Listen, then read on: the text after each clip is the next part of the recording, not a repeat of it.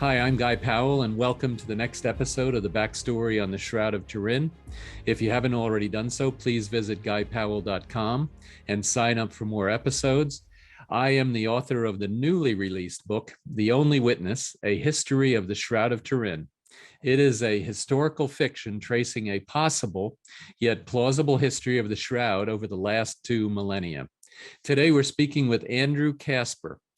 Andrew Casper is Associate Professor of Renaissance and Baroque Art History at Miami University in Oxford.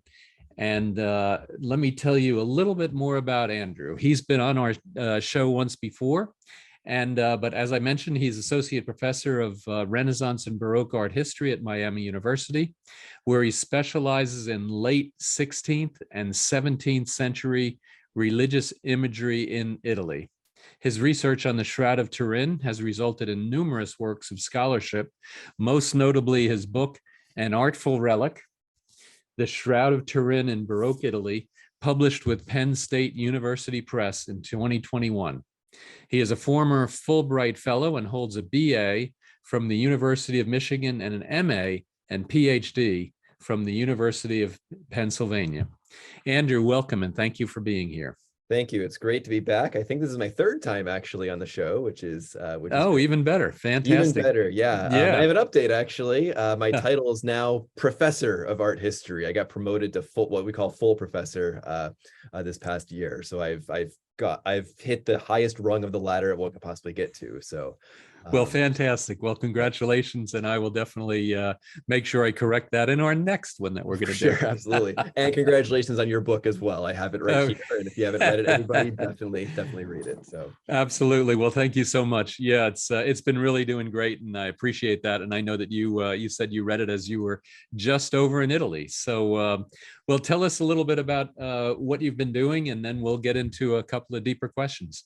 Yeah, sure. So I was, as you mentioned, I am a professor of art history at Miami University. And that means that when I'm not teaching classes, I am usually working on some research or trying to push out a publication. And I was in Italy for a couple of weeks in July, this past July, doing some research on some new-ish projects that have some tangential relations to the Shroud of Turin. I'm not anymore working directly on the Shroud since my book came out in 2021, but lo and behold, I am working on some things that are Shroud related. And as I think about it, I should also mention, I do have a new article that just came out in the journal Material Religion. This article is called Original Copies, the Newest Reproductions of the Shroud of Turin. And it actually departs from my usual area of art history, which is, as you mentioned, late 16th, early 17th century, so Renaissance Baroque art history. This article actually looks at contemporary material and looks at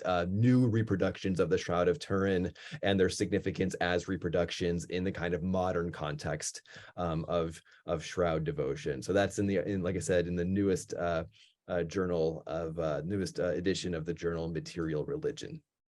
Yeah, fantastic. Well, and there have been quite a few very, very good replicas made.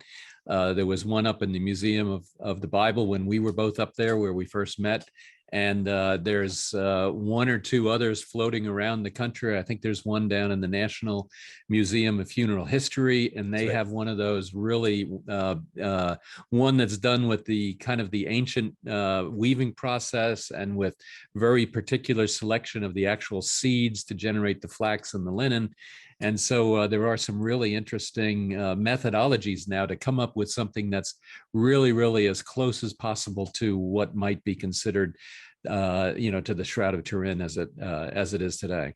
Yeah, there's really nothing like them. In fact, it is that very copy at the Museum of the Bible that you mentioned, which is the same as the others you also mentioned. Those were the stimulus for that article. So they really are about those sort of exact copies that are just now being produced. So anyway, but we can talk about. Yeah, absolutely. Well, thank you. So, let's talk a little bit about some of the other kinds of deeper thoughts here. And so one of the things is certainly that the Shroud is being studied by many, many different fields of study. And definitely, certainly a lot of different professionals. There's nuclear physicists that are doing work on it. There's electrical engineers, there's chemists, there's historians, there's there's lawyers, there's, I mean, you name it, there's so many people doing some really, really interesting work on it. And so tell us how what is your primary field, and then how does that relate to the Shroud? Yeah, I mean, you kind of mentioned that, you alluding to the fact that I don't think there is an object in existence that has garnered the attention of so many different fields of study, from the sciences to the humanities to the legal field. I mean, just every angle one could possibly take to study the Shroud of Turin, someone has done it or someone is currently doing that right now.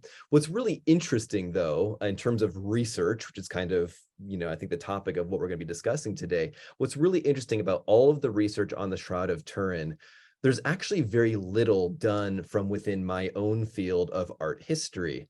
And so it is a little bit strange that an art historian is looking at the Shroud of Turin. I think there's also a lot of probably some misunderstandings about what an art historian would be doing looking at the Shroud, or even misunderstandings about what one's goals would be to look at the Shroud from the field of art history. So, the misconception would be that, an art historian is looking at the Shroud of Turin from motivated by a desire to prove that it is a work of art, and that is not at all what my motivations are. I'm not interested really in determining one way or the other authenticity, but instead, what makes the Shroud of Turin relevant to the history of art is the fact that it is a religious image. We always think about works of art as being celebrated for their artistry, and that is true. But in the 15 and 1600s, around the time when the Shroud of Turin really burst onto the scene, it really wasn't the case that works of art were being revered primarily for their artistry. They were instead functional objects. So any painting, let's say, of any religious figure, whether it be, St. John the Baptist, whether it be the Virgin Mary, whether it be Jesus Christ, they all functioned as religious images and therefore were meant to stimulate prayer. Well, the Shroud of Turin really was no different, even though it obviously is a completely different kind of object than sort of mainstream works of art. It still joined those other artistically crafted images to stimulate devotion and to stimulate prayer. So that's where my approach comes from. Not to say that the Shroud of Turin is a work of art, but instead to look at it as an object functionally, as something that actually is quite relatable to other more mainstream works of art, things that are pictures of holy figures that generated and stimulated prayer and devotion. Obviously, one major distinction about the Shroud of Turin is that it's materially quite precious, given that it, for believers, that it absorbs traces of Christ's blood. So it is a part of his body as well, which a painting by Michelangelo never would be a part of Christ's body, right? But that aside, it is a picture of Jesus Christ's body, and therefore sort of is relatable to other sort of artistic imagery in that regard. Yeah, and that makes a lot of sense. And how do you see that as well when you have a populace going back even, certainly to the 1500s and earlier, where they are illiterate, mostly illiterate, and then you have images that are made of potentially specific scenes, or like you said, specific people, the Apostle John or Mary or what have you, so that the illiterate populace then would learn about, or be able to learn more about what's going on in the Bible. Yeah, I mean, that is really one of the main reasons why, from the point of view of art history, we kind of have to forget about the artistry. I mean, they were meant to do exactly what you said. They're meant to, sort of teach. And one of the great justifications for the existence and for the allowance of religious images to be made, this is going back all the way to early Christianity, so, 3rd, 4th, 5th century. One of the great justifications for religious imagery in the Christian tradition is that the images served as the Bibles of the illiterate. Now, that's less of a concern in the Renaissance and Baroque period. Like in the 15 and 1600s, there's less of a need to teach. Most people already know, like you see an image of Christ crucified, basically everyone knows what that is, right? But it still needed to be a non-verbal or a non-textual stimulus to prayer, because not everyone at this point, even though literacy rates are higher, And there are, of course, publications of the Bible and other religious texts in the vernacular. So it's not all just in Latin, but still images were seen as the most universal and the most direct means to convey the stories. But they also need to repeat these stories, even that they're really well known. They need to be immediately recognizable, that nobody should have any trouble whatsoever recognizing who that saint is, or what event is being depicted, or what story from the Old or New Testament is being shown. And in that regard, the Shroud of Turin is actually quite significant as a religious image because of its nature, showing the fronts and backs of Jesus Christ's crucified body, absolutely riddled with all of the wounds that match the descriptions of Christ's passion in the New Testament. It really was seen. In fact, it was called in the 15 and 1600s, the Shroud of Turin was actually called a fifth gospel, in that it kind of sort of played the same role that the books of Matthew, Mark, Luke, and John played for those that could read the Bible. The Shroud of Turin kind of was a great visual summation of all the events of the Passion because they're indicated in pictorial form. Yeah, and that's very interesting too, because you do see, the piercing and the holes in the hands and the feet, and you see all the whip marks, and then the bruises on the face, and then the crown of thorns, the blood marks on the head. It really does act as, like you said, the fifth gospel. I think that's what made it so appealing, right? I think one of the reasons why the Shroud of Turin sort of just really really burst onto the scene, as they like to say, in the end of the 1500s. It was obviously known for centuries prior to that, but really the end of the 1500s, from 1578 onwards, is when it really kind of becomes the the famous relic that it still is today. But it was very appealing because it so clearly showed all those things, right? Other relics, even relics of Christ, like the Veronica or some others, they still existed, but nothing was quite as visually tantalizing as the Shroud of Turin because of its pictorial features that are on the surface of the cloth. Yeah, that makes a lot of sense. Now, so you're in art history and an art historian, I guess. And when I think of professors and scientists doing research, I think of chemicals and flasks and beakers and measuring and whatever all that stuff is, and they're running experiments. And but for an art historian, what is research? What does that mean? What is that when you do research? What do you actually do? Yeah, I mean, obviously, I don't have a laboratory that I run experiments in. And obviously, I can't speak for all art historians. Research in the field of art history is going to look very different depending on the geographic area that one is researching in, the historical era, all sorts of differences, right? So I can't claim that my experiences and what my research looks like as an historian of Renaissance and Baroque art is going to look at all similar to someone who looks at, I don't know, Sung Dynasty China or something, or, Native American art, But generally speaking, I think it's maybe fairly safe to say that one would think that as art historians, our research occurs in museums and galleries, but it really doesn't. I think people are often shocked how little time I spend in museums. And so my research has to occur in places where I can uncover what the historical significance of these works of art are, right? Now, that does include museums. I'm not making it sound like I don't ever go to museums, right?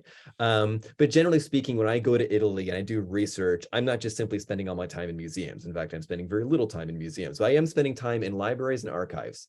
And art history is an evidence-based discipline. I mean, all disciplines are, but I think often we think of the hard sciences as like really the ones that are used the evidence, right? But ours is every bit as, contingent upon presenting evidence to support an argument, or evidence to support a claim or hypothesis, or whatever. And so I have to go to the places where that evidence is. So I will speak sort of independently of the Shroud just for 1 minute.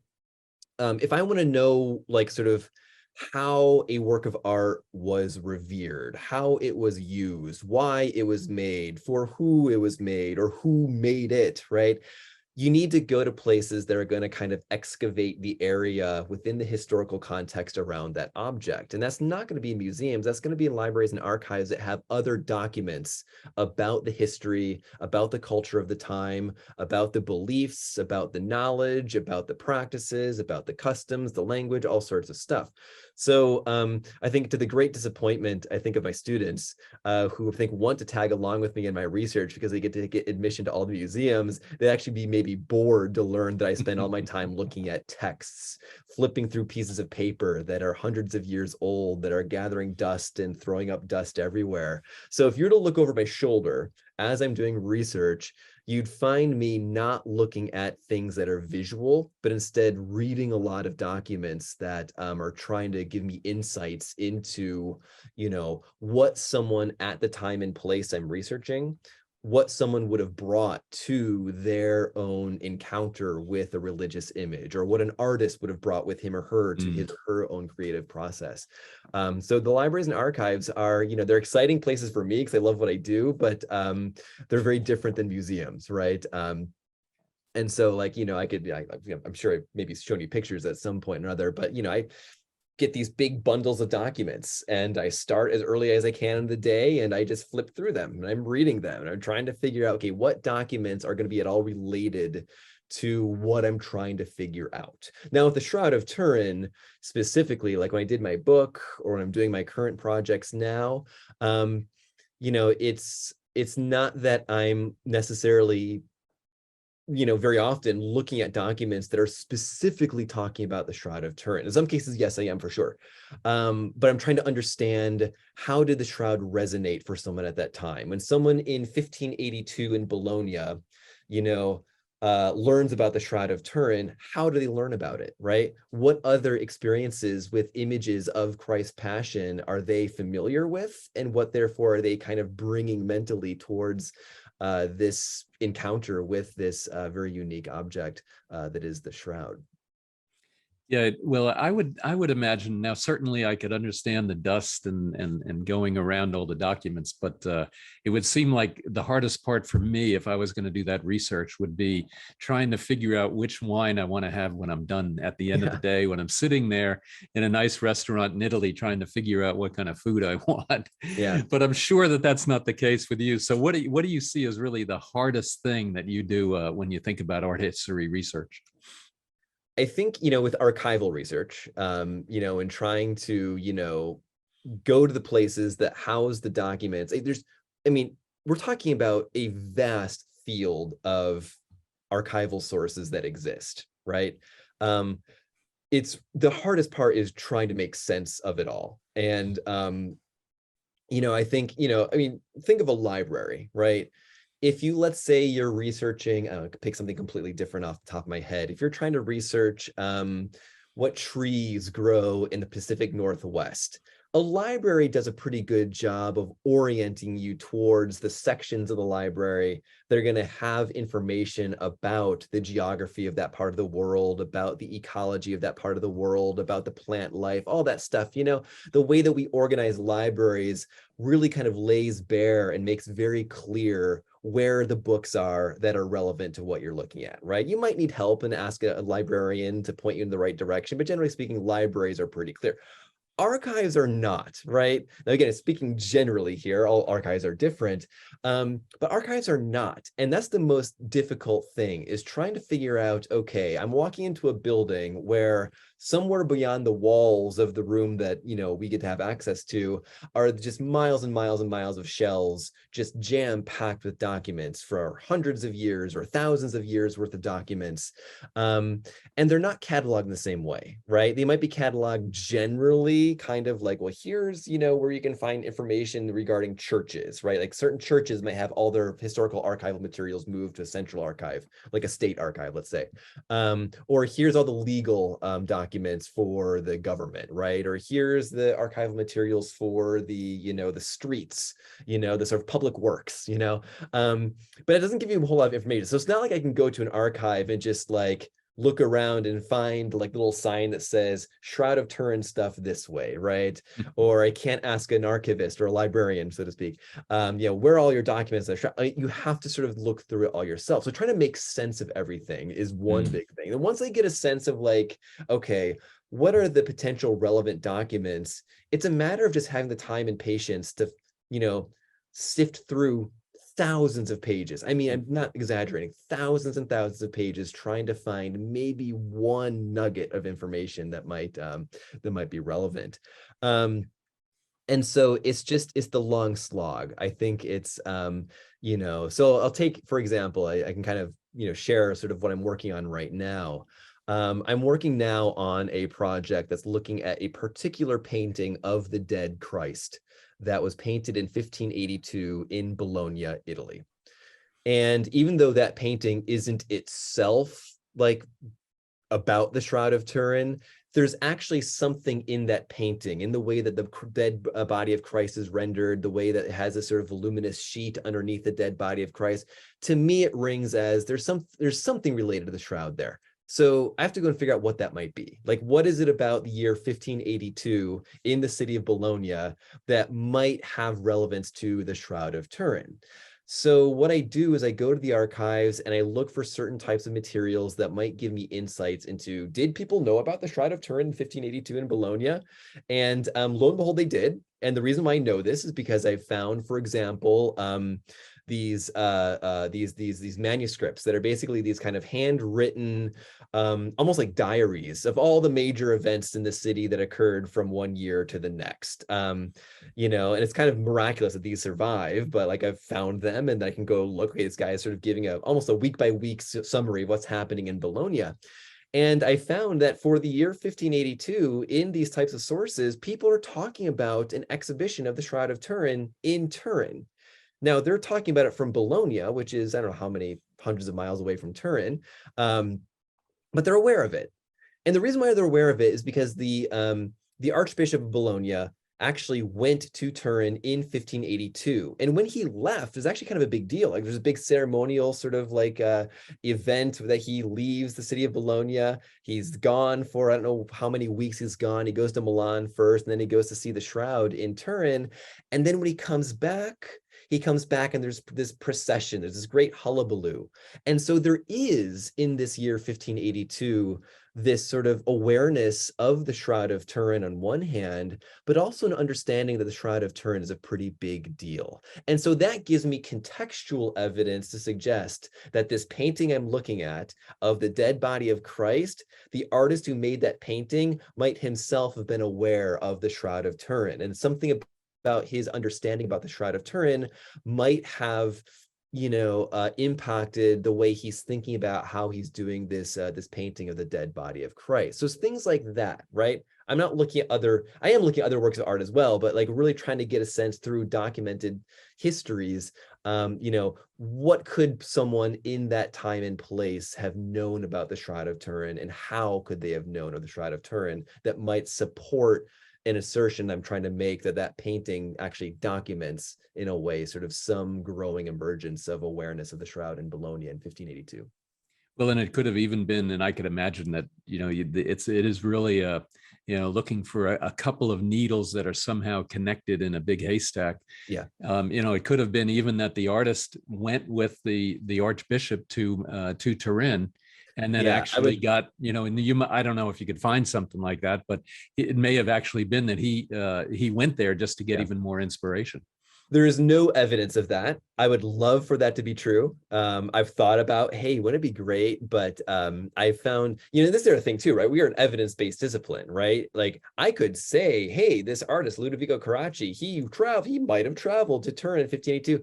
There's not a shred of evidence to support it. So I can't really say that, right? Now, who knows? Maybe when I go back sometime, I'll find some other document, could be his own diaries. It could be, some other account. It could be, maybe someone who's part of the entourage who like lists who was part of the group of people that went from Bologna. If he says, hey, this artist went with them, then yay, that would be great. But yeah, so I have to think about like all the sort of myriad potential let's say, avenues of knowledge between the Shroud of Turin and the city of Bologna.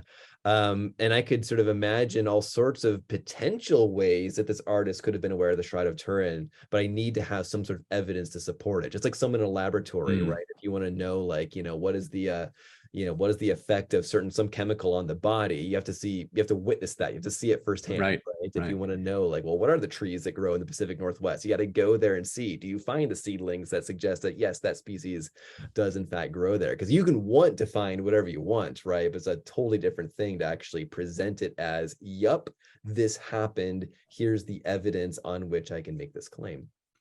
Yeah, but how do you, so let's say that artist then was influenced in some fashion by the Shroud.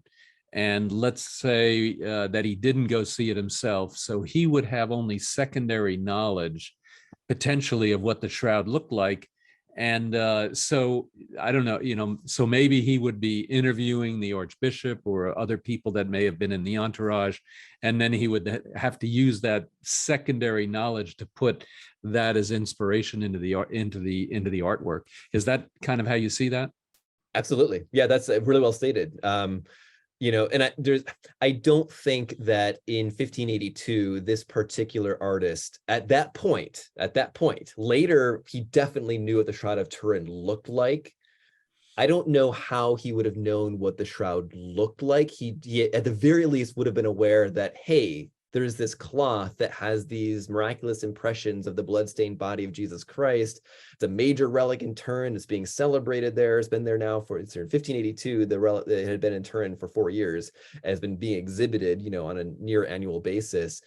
So descriptions of it secondhand for sure. There are some printed images from 1578 that show the Shroud in a kind of rudimentary fashion, but sort of show what the image of the body look like on the Shroud roughly. He could have seen one of those printed reproductions. I don't know that, though. I don't know how widely those images circulated, if he would have, but it's possible. Now, incidentally, I do know that this particular artist, by the late 1590s, I know for sure that he was aware of what the Shroud of Turin looked like, because he actually made a drawing of the Shroud of Turin in the 1590s. But would he have had that knowledge yet in 1582? I don't know. So yeah, I have to sort of imagine, okay, it's not just would he have known about the Shroud of Turin, but what would he have known about the Shroud of Turin, and by what medium would he have known it? Through verbal descriptions of what it is, or through some right, pictorial representation of what it looked like. Don't know. I don't quite know. Yeah. Interesting. So I guess, though, if you're sitting there, and I could imagine it's pretty tedious, although I would imagine too that when you're reading like a document or a series of documents, and for me, when I like try and read something in French and I'm trying to translate it, or in German or whatever, and not that I'm a good French reader, but here I am, I'm trying to read this thing. And then all of a sudden you get that big wow moment. So what is that like? And I mean, for me, it's like you got to stand up and kind of smile. And then I can't even sit down if something like that would happen. Yeah. What's that like for you?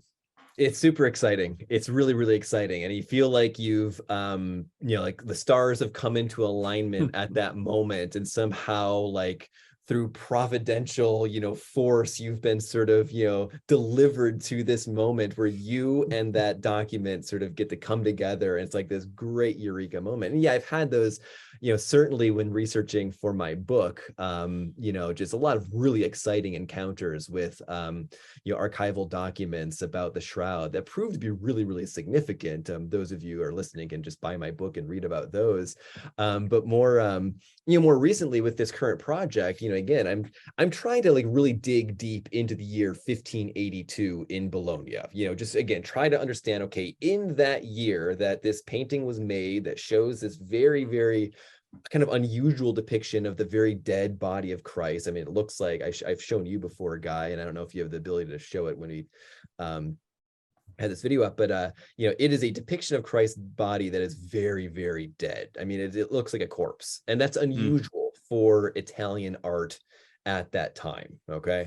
So I'm trying to figure out what was going on in the year 1582 that would have compelled this artist to portray Christ's dead body in such an unusual, very direct way. And so, yeah, so I go in when I'm doing research in the archives, and I've been doing this now for 2 summers in Bologna. I did it last year as well and continued it, picked up where I left off this summer. I'm trying to gather all of the documents that I can that sort of give me insights into what was going on in the year 1582. And I don't know if I'm going to encounter anything about the shroud. I want to, right? Like I see this, I'm like, there's got to be something going on here. And so that Eureka moment, that's sort of aha, like, oh my gosh, like I can remember when I'm looking through, again, one of these handwritten manuscript, again, essentially diaries of all the events that's been happening below. I don't know what compels someone to do this, but there's multiple of these diaries from the early 1600s that sort of cover, the sort of, 30 or 40 year history of the current events in Bologna. I'm flipping through, and I get to the section that starts for 1582. I got to start with January 1st. And there's all sorts of stuff like so-and-so died, oh, there was a fire over here. A lot of stuff that seems significant, other stuff seems really insignificant. I have no idea if I'm going to encounter anything. Well, I remember the first time I then flipped the page, and lo and behold, I don't remember the exact date, June something, he has the little date at the top. And then he's writing out, he says, the Archbishop, Gabriele Paliotti, he leaves Bologna. He's going on to go to Turin to see the shroud. And I'm like, oh my gosh, there it is. Like, there it is. Someone's documenting this. And it must have been some sort of, notable event. And I found other references to that same event in other of these documents. And so it's really exciting for me because it's like, oh my gosh, I wanted to find this. I had no idea if I would, but I wanted to. And now I have a reason to say at the very least that yes, the shroud was starting to become something that people knew about in Bologna in 1582. And therefore it's more plausible, not proof yet, but more plausible that the artist who made this painting of the dead Christ in 1582, he might have been sort of inspired in some way, shape, or form by the Shroud of Turin, at least sort of what it was that might have compelled him to paint the dead Christ in the way that he did. So, it's very exciting because you so desperately want to sort of find that sort of golden nugget, and you have no idea. Mostly you don't, but then all of a sudden sometimes you do, and then you get to enjoy a nice bottle of wine later at dinner. So, pretty great. Yeah, so that Eureka moment. But I could imagine you could be there in some archive somewhere for 3-4 weeks and find nothing. And nothing. Yep. And that's honestly, this past experience, my 2 weeks in Bologna, was more of that than what the previous summer was. There was definitely more time spent. Now it's useful because, I come prepared. I'm going through, whatever exists for like online catalogs for these archives. We're talking about in Bologna, the state archives, which is huge, right? All institutions that are part of the state deposit their archival materials at the state archives. I'm looking at the Archbishop's archives, which are much smaller and potentially more relevant to what I do because they're all religious documents generated by the Archbishopric of Bologna. I'm looking at the University Library, the University of Bologna as well, because they have just a whole bunch of random stuff kept there. But I'm going already with some now. Okay, I know they need to request these documents, and I'll of course find others that might be of interest, and you sort of request them, you sort of fill out the form, you hand it to the guy, and half an hour later they bring you this big pile of documents. And sometimes you just sort of your success is, okay, look through this gigantic pile of documents and there's nothing there, but that's checking off a box. Now I know that, right? It's much better when you sort of encounter something that's really, really directly relevant, but sometimes progress is just, okay, there's nothing there that's useful, move on to the next batch. And that definitely was more of what happened this past July in Bologna. I saw some really cool, I found some good stuff, and I'll share one in a second. But generally speaking, it was a lot more than what I would like, I think, of just being like, okay, that was not relevant. That pile was not relevant. Nope, that's not relevant. But one thing I did find was, I think, really exciting. It isn't directly about the Shroud of Turin, but gives me more sort of awareness about sort of how people in Bologna in the late 1500s, how they had access to devotion towards the dead body of Christ. related to the shroud is another relic in Bologna that I'd never heard of. Of all my 20 years of being an art historian and interested in religious material, I'd never heard of this relic, but there's this relic in Bologna called the Sacrabenda, which is this strip of linen that is kept in the Church of Santo Stefano in Bologna, and had been there since the 1100s. And it is supposedly the strip of cloth the Virgin Mary was wearing around her head to keep her hair out of her face when she was mourning over the dead Christ. And according to legend, this strip of cloth that was wrapped around her head kind of, came unraveled and sort of brushed against the dead body of Christ and actually absorbed some of his blood. So in a way, it's almost like another shroud. It's not a burial cloth per se, but it's another cloth that absorbed blood. It doesn't have a pictorial reference in the way that the shroud does, but this was a major relic in Bologna. I'd never heard of it, but I just sort of learned about it, a month ago. And that gives me more insights to the fact that, yeah, there's sort of other material things that this artist in 1582 could have been thinking about when he's devising this painting of the dead body of Christ. He might have been painting for an audience who would also have like thought of this Sacrabenda as another, sort of shroud-like relic that would have supported direct devotional engagement with the dead Christ because of its material remains of the blood that soaked into it. So I discovered this again in sort of these descriptions about ceremonies that occurred every Easter of this thing being shown publicly. So this obviously was a pretty big deal in Bologna, but I wouldn't have known that if I hadn't dove deep into the archival materials to try to excavate what's going on in the year 1582. Well, one of the things that's going on in 1582 is there's this great public gathering to see this exhibition of the Sacrabenda. Again, it's not the shroud, but it's like almost like Bologna's own, kind of shroud-like relic that they're also sort of using to promote devotional attention to the dead Christ. Wow, that is fascinating. So when you're reading through these documents, are they all in Italian at that time, or are they in Latin or French or a mix or whatever? Almost. For that stuff, it's almost all Italian, some Latin. As it happens, I was also simultaneously doing research on another project in Bologna while I was there. That's not at all shroud related, so I won't even talk about that. That one had much more Latin than what I would like. My Italian's fine. Like I have no problems with Italian. I mean, I speak it and read it. Been reading it for 30 years. My Latin is embarrassingly, I'm kind of hesitant to say that my Latin is embarrassingly bad. So that's much more slow going. But even then, like, I just happen to have on my desk here, this is just a random photocopy of, a photograph, a printed out photograph of just a page of one of these documented sources I'm looking at. I don't know if you guys can see here. This is Italian. This one happens to be pretty clean in terms of the handwriting. It's very regular. Yeah, it's very clean. Very clean. They're not always like that, right? And so, the language can pose issues. Even if you know Italian, sometimes there's archaic use of words that you might be unfamiliar with.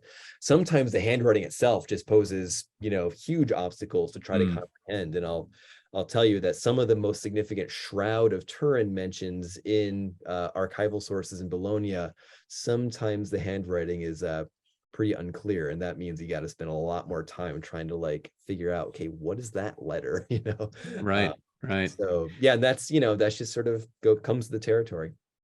Yeah, I can imagine when you're reading through that. I mean, I would hate to see somebody try and read my writing. It's atrocious, and it gets worse and worse the more and more I type. So depending on the type of document, some documents, they weren't meant for anyone else's eyes but the person that wrote it down. Like, just like if you're just jotting something down, if you're making a shopping list of what you're going to pick up at the store, you're not taking all that time, or I don't take much time and attention to make sure I'm writing clearly so that someone else can read it. So sometimes there's shorthand, there's abbreviations that are not standardized, and there's all sorts of reasons why someone be writing something down without any thought about someone else, much less someone from 500 years later down the road trying to like make sense of what they're writing down. So yeah, there's a lot of pitfalls that come with this type of research. But that's the evidence, right? I'm sure someone in a laboratory, if you're trying to run an experiment and you want to see results, I can imagine, I'm not a scientist, but I imagine sometimes results you're like,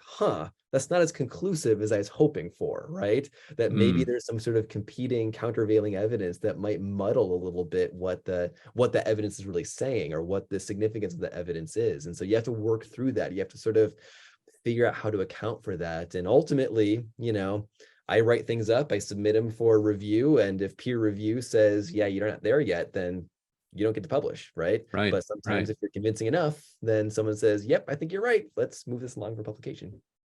Yeah, but I could also imagine, and one of the things that I've learned as I've been studying more about the Shroud and then getting notes from different historians that have done research on it, is that sometimes the word that you see there may be misspelled. It may be an ancient word or an ancient reference to that word, and or you can't quite read it. And is that an I or is that an L, or is it some other letter? And and it could be this meaning or that meaning. And so there's a lot of, in many cases, it seems like there's a lot of deduction going on as well in terms of how to interpret that one sentence that might actually say that the Archbishop just returned from Turin, after having visited the Shroud. Yeah, like, let's take for example, this is just hypothetical because these definitely do refer to him going to see the Shroud. But what if those references said only that he went to Turin, but didn't say what he did there? On what grounds could I or anyone else just assume he's going to Turin for the Shroud? It could be for any other reason, to see the Duke of Savoy for some diplomatic, there's all sorts of, you sort of have to be very careful that you don't bring your own biases and desires into overreading things, which of course happens, right? And it's why whenever we publish something, it's never the final word. Someone else could be like, actually, you misread this. You wanted it to say this, but in actuality, here's evidence that says it says something completely different. Now, I imagine it's going to spin back to, I think, to your material, with your book here, you put together again, a narrativized account of don't take this the wrong way, but like sort of the prehistory of the Shroud, right? Sort of the era prior to the 1300s, where there's much less sort of regular and clear documented sort of evidence for the Shroud's existence. It's there sort of spotted, and you sort of string it together here. But sometimes now, again, I don't research stuff as old as this in the medieval period, partly for this reason, but I think there's probably even more sort of vagueness about, wait, is the object that maybe is being referred to here in Constantinople, are we sure that is the Shroud? Could that be something similar but different? I'm curious, like, if you dealt with that when you were sort of putting together this book. Well, no, and thank you for asking. I kind of call myself a kind of like a secondary historian. So I am reading what other people, their research has done, and then I'm trying to build a story out of it. I have not done any personal research going into the archives or whatever, although I'm in the process though of trying to take other books that have been written and put some stuff together. But so I would consider myself more of a secondary historian that doesn't do the primary research.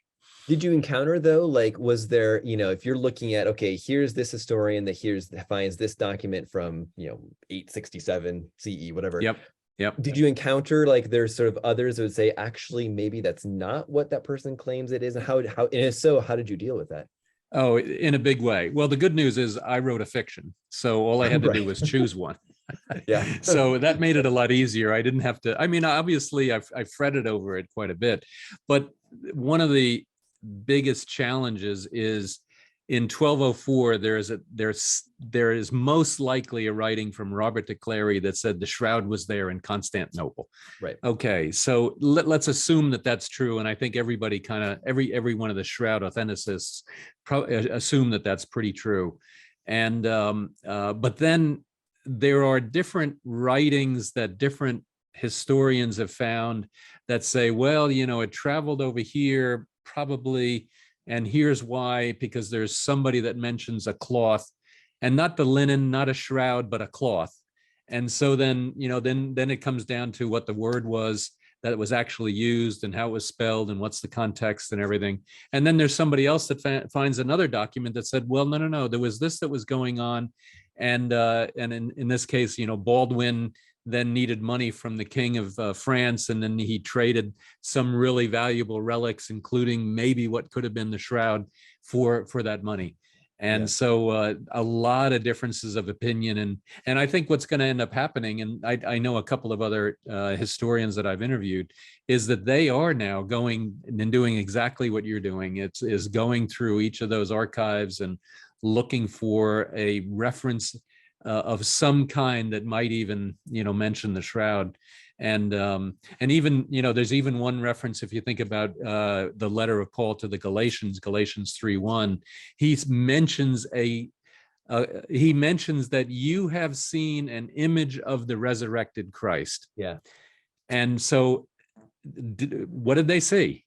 So even though that's written, it was written maybe a little bit obtusely on purpose, because he didn't want to say maybe that, well, there's a cloth and Peter has it or somebody else has it, and didn't want the Romans to find out about it or whatever. So a lot of the references then, for maybe for good reason, are also very obtuse. And so that even makes it more challenging. Yeah, I think one thing I discovered is sometimes I wasn't even fully aware of what word I'm looking for that designates the shroud, because there's a range of words that are used, and some are very clearly the shroud that we know it to be, but others actually kind of refer to multiple things simultaneously. One thing that I just discovered this past summer is I'd been looking, again, I'm looking at these piles of documents. I'm kind of like skimming a lot, right? I'm usually, like, in my mind, I'm looking for the word sindone, Sindone. Sindone is the most common, at least in 16th and 17th century Italian, it's the most common sort of designator for the shroud, sindone. So I keep on looking for that. Well, what I discovered is that for some reason, in a lot of the materials in Bologna, they're not calling the shroud sindone, they're calling it the lenzuolo, which just kind of just means like sheet.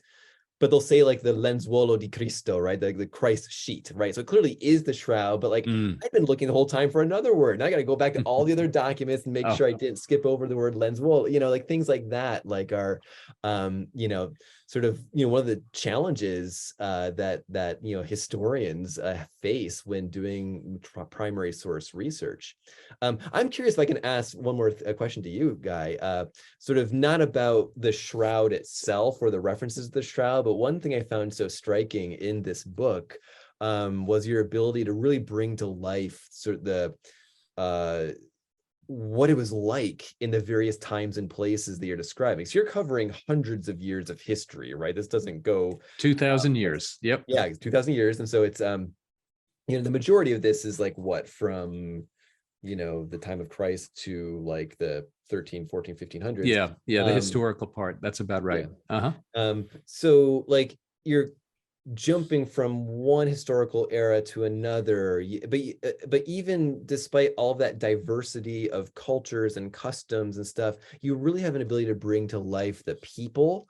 And I don't know to what degree the protagonists that you have in here, if they are based on specific, and sometimes they're historical figures, but other cases, I don't know if you just kind of made like these composite people that are kind of just broadly. How did you become so aware of like the clothing and the sort of the methods of travel and even the food? Like, how are you able to uncover that you bring so richly evocative to life here? Yeah, thank you. I will admit that that required a lot, and even researching the names, trying to come up with an ancient Armenian name that might have been, for Turkey, and that was doing then, internet research on what was out there. And I actually had one person helping me do that research, and he's a master's in history, and so he was loving every minute of it. And he actually did a lot of the historical research on in Jesus' time, so that's why that part was good. And then he was, then once you kind of get the hang of it, then you can figure out how to do the research to find little nuggets that you go, oh, that's really interesting. So, for example, it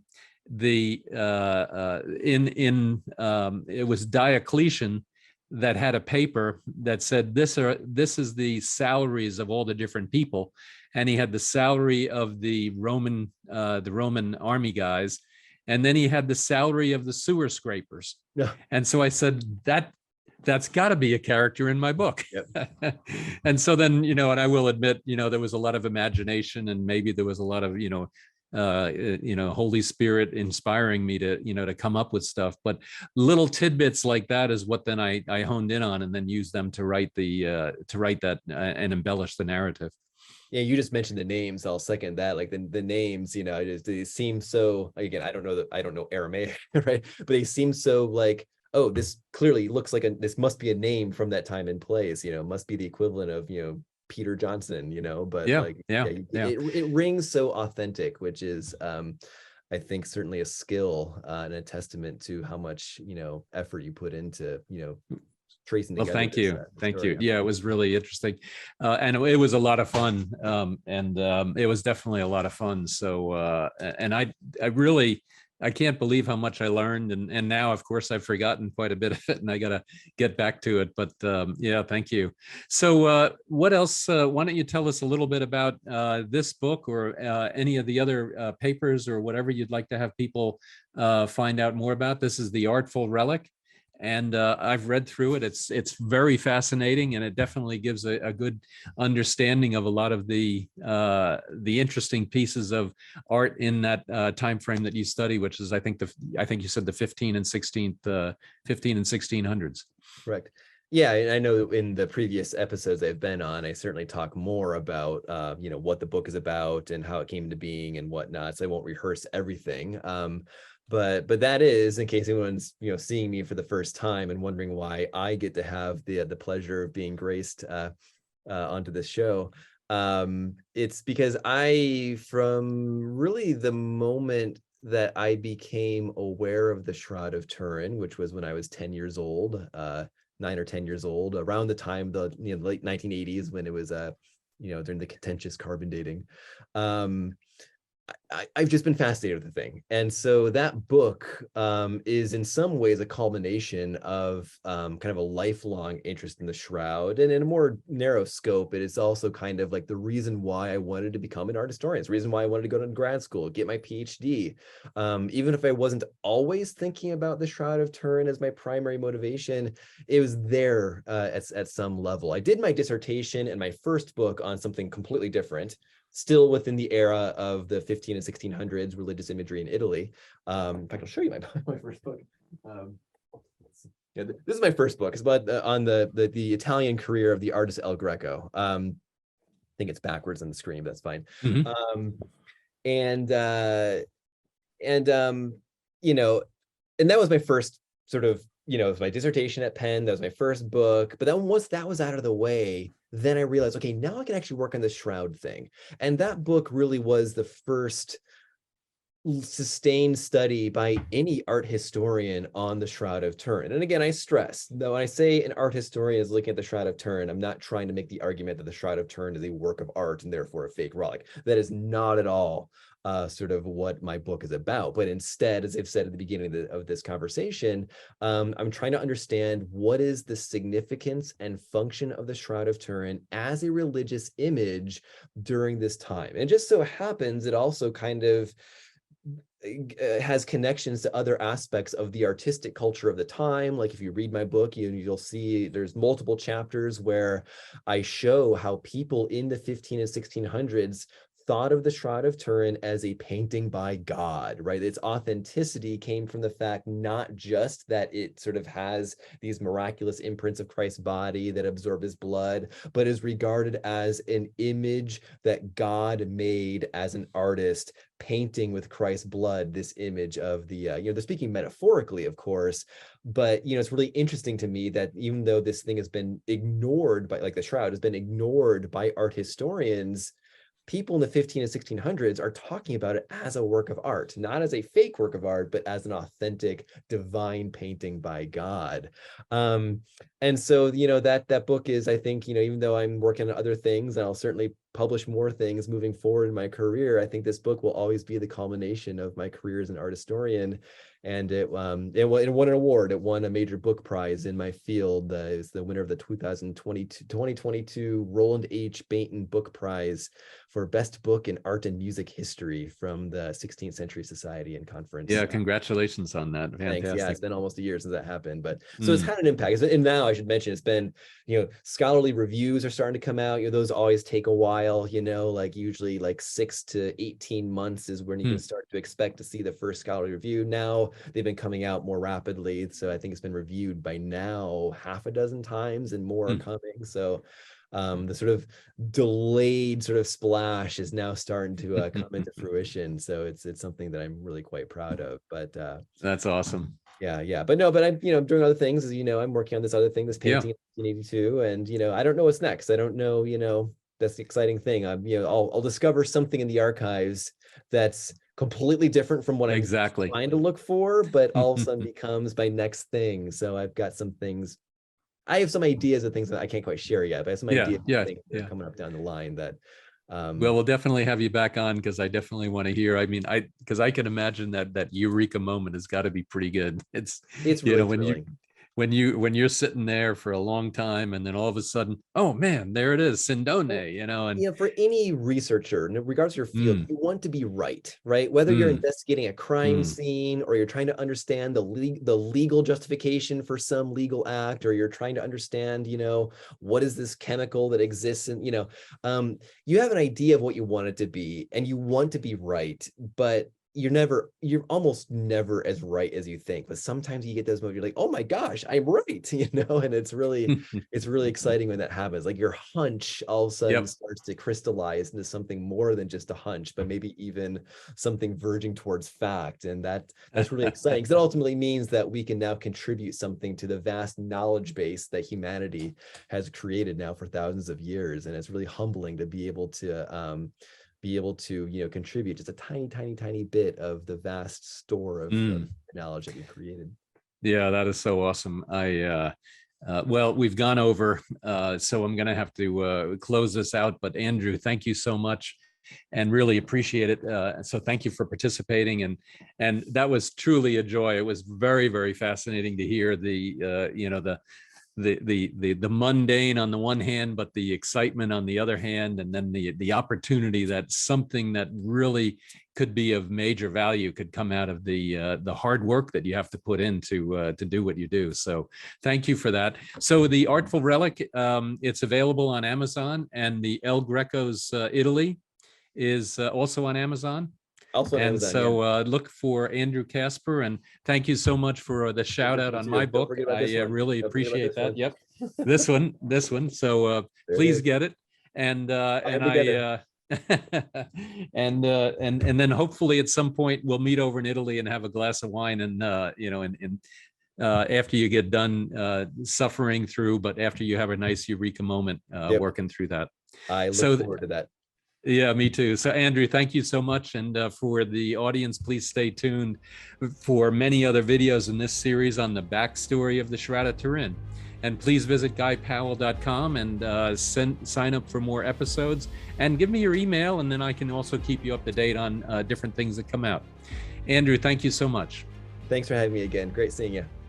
Absolutely. Thank you.